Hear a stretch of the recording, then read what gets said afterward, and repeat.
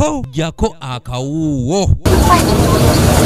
Obutabanguko mu maka, obwavu ko n'ebigulupu bye bimu ku bisinga okuwaliriza abaana okudduka maka gaabwe olwo ne bafundikira nga bali ku nguudo kyokka n'embeera bwe banyigirayo abalinzi bawunzika beenyigidde emizengo obubbi olwo abawala ne bawalirizibwa okwefumbiza nga tebanneetuuka ebisa obulamu bw'abaana bano mu katyabaga. Asiza kwogerera abalala naye nze mu department yaffe ey'abaana sirinayo tteeka litakola era gwe limenye ojja kutegeera kintu gye riri. Gavumenti ng'eyita mu lukiiko lw'abaminisita yayisizza enteekateeka erina okugobererwa buti abaana bwe balina okuyisibwamu nga kino nno tekisosola kikula wamu n'ekika ky'omwana nga minisita avunaanyizibwa ku nsonga z'abaana ko n'abavubuka Florence Nakiwala Kiyingi bw'alambulula. Gavumenti ng'eyita mu olukiiko lw'abaminisita olunaku olwajjo yayisizza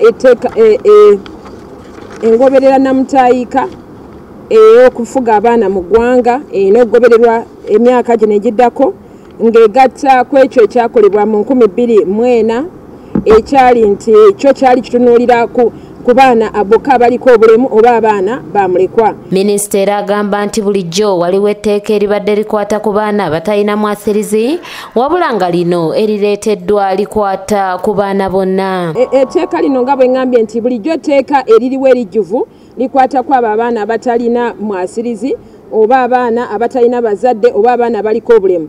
Abo bonge namutayika waabwe yenna yaggwanga waali.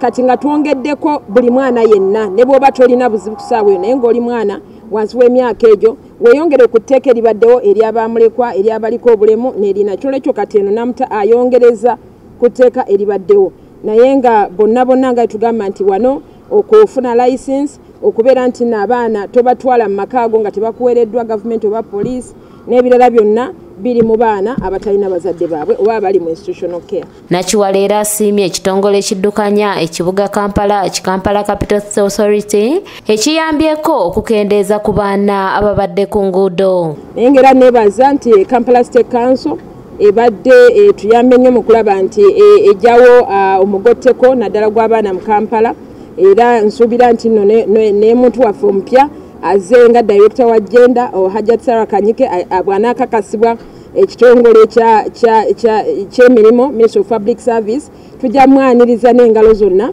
era tujja kukola naye nga Ministry ya Gender. Ono era agamba nti kino kigendereddwamu okuyamba abaana bonna ow'omwavu ko n'ow'omugagga ng'ate gonna amateeka ga kugobererwa. Era tusaba nti nno abazadde bonna n'abo ababeera n'abaana n'abo ababafuna mu makooti nga bazadde baabwe balala basobole okubeera nga bagoberera enteekateeka eno kubanga kimanyiddwa nti abaana bakola ebitundu 53 ku baana b'eggwanga ku 100. Matiya Sekanjako yakusakidde eggulire lino ku lwa ABS Television. Era nga kimanyiddwa nti abaana bangi tebabeera na bazadde baabwe ababazaala naye nga balina abantu ab'omwoyo omulungi ababalabirira n'olwekyo tukoze ennamutayika eno ebalambikenga